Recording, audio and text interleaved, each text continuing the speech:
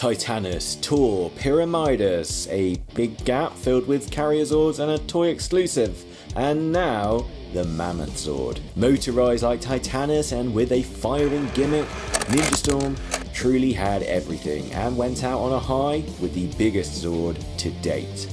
And for those of you thinking that you don't remember this thing being on the shelves, you're not wrong.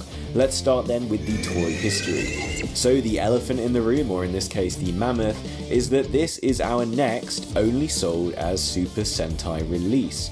It comes after the Life Force Megazord, Time Force Mode Blue's jet weapon, and the Transwarp Megazord, and I guess the Wild Force Elephant the year before. Wow, they really weren't confident in elephant-based Zords selling in America, were they? However, most of those were fairly innocuous releases. Life Force was just a black repaint of the Lightspeed Solar Zord.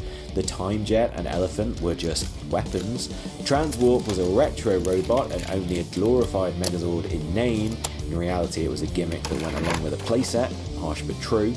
Mammoth Revolver though, well, this was the first time that a major Zord had been skipped by Bandai America.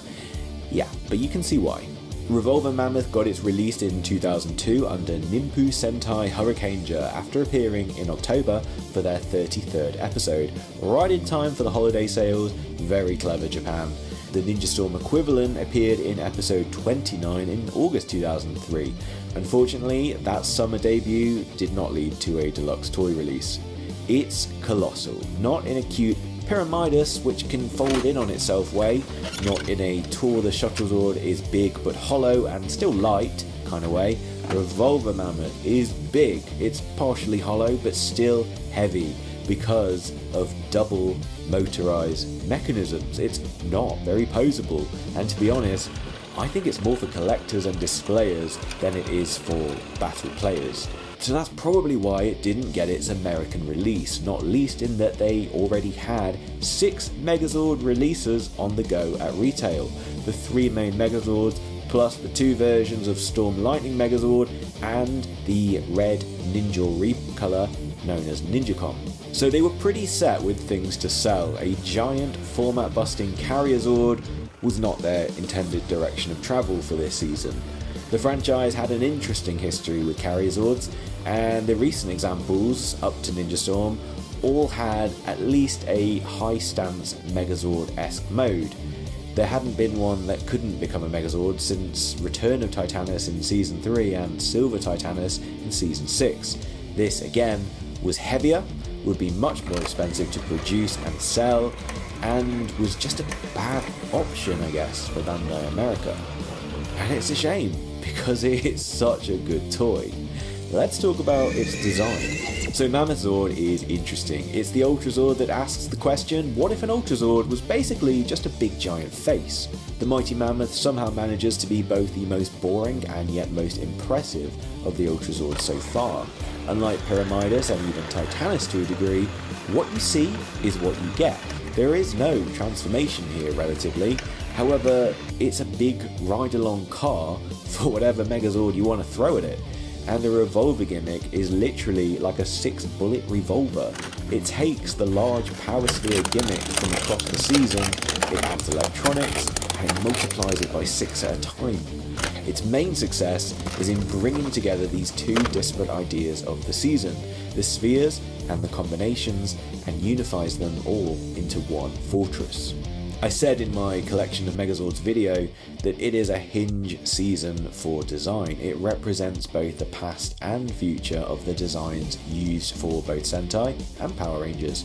These days Hurricane Megazord would be called an Ultrazord and that would be it. But the Mammoth looks back on a time when the Ultrazord was more of a chariot or tank. Our original green 6 Ranger had a musical flute to summon a Zord. This time, our Green Ranger in a gold shield has a guitar to summon this Zord.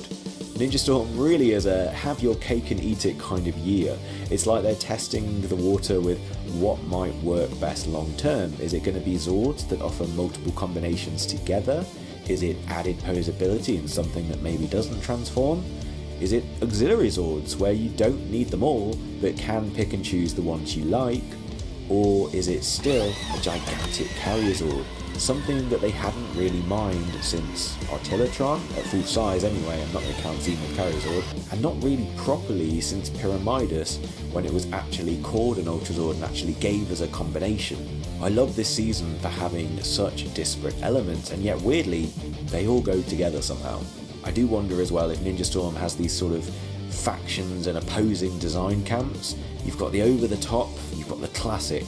The Hurricane Megazord is definitely new style, but the Mammoth Revolver is new style, but it wants to conceal it and put it back in a traditional way. The idea of the Mammoth reminds me of course of the original Mastodon Zord from Mighty Morphin, but here its proportions are so different. It's got that maximalist over-the-top aesthetic design language that the entire line carries, and the obvious integration of the Revolver gimmick reminds me of a lot of the Power Sphere mini Zords, where you can see the weapon that's part of the design itself. As mentioned, there's not a lot of posability going on here. Aesthetically, you get the impression of this giant Power Sphere holding red revolver, on which the Ranger's individual insignia is emblazoned across the outside of the barrel. Seeing them this large makes you appreciate that they did this whole thing, a sort of branded symbol for each Ranger. That's rare. Outside of different helmet designs, Rangers don't usually get that kind of treatment. The hollow recess bit in the back is the least interesting to look at, but I love that they made these folding covers for the Mammoth that smartly double as opening saloon doors for any Megazord to be slid onto the Mammoth via. And much like the chariot form of Titanus, which I think this again is a big callback to, pretty much anything smaller than that gap will go in there. So some will probably be too small, might not be able to see over the giant Mammoth face, but yeah, it's great to have such versatility with this thing. Pyramidas was fantastic in other ways, but there was very little give outside of the predetermined slots for which Zord was intended for which position. Here, much like the Season 1 original, you've got a lot more give to do your own thing and get customizing. Let's talk differences from the original. So there was only one version, so this is it. I will say though that the tusks on mine are from a 3D seller, as mine broke. More on that now in the What's Bad About It? Gold plastic syndrome, would you believe? As with many of the Hurricaneger toys, the durability of the plastic is unfortunately in constant question.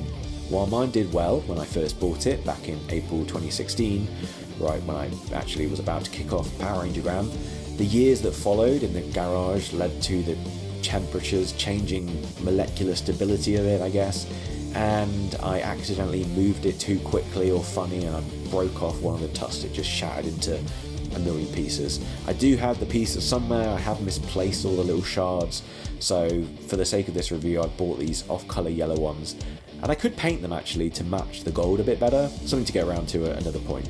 Overall, the tusks are, I think, the lamest part of the whole Zord, because brittle as they are now, even when it was new, I didn't love them. They seem really weedy and somehow not in the same tone as the rest of the Zord, which is really unwieldy and tank-like.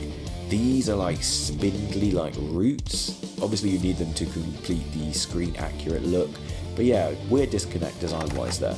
The other thing that's liable to happen with Mammoth is that the mechanism gets jammed or broken, causing the whole Revolver gimmick to fail. That's a great shame, and it's something I'm very concerned about. The tabs that hold the power spheres in are quite small and delicate, and I do fret that when using this thing, the day is going to come for me, as it has for so many out there, where it just stops working. Fingers crossed, we can keep it going. This is such a silly complaint, but it's a shame there's no way of bringing in the Dolphin Zord. It's the only Zord sidelined from the Ultrazord. You could do a Samurai Thunderstorm Ultrazord to get at least most parts from all the Zords in there. But yeah, something that bothers me in the same way that the Mammoth head not being part of the original Mighty Morphin Dino Ultrazord does. Alternatively then, what's good about it? As we mentioned, you can put pretty much any Megazord in there. That's pretty cool. And even following show law, there's two final attack modes for it. You've got Thunderstorm Ultrazord, There's even an extra piece which rotates in line with the Mammoth and will actually lead to the spinning of your lion and dolphin if you can get it set up correctly. What I love about it is how it recontextualizes the power spheres.